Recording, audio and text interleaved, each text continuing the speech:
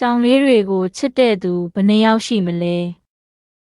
ရွာလေးရဲ့အဝင်မှာရွှေရောင်နှွေးနဲ့ကြောင်လေးတစ်ကောင်ပေါ်လာတယ်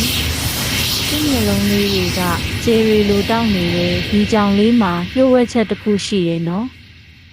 ဒီကြောင်လေးကရွာသားတွေပျောက်နေတဲ့ပစ္စည်းတွေကိုအနမ်းနဲ့ရှာတတ်တယ်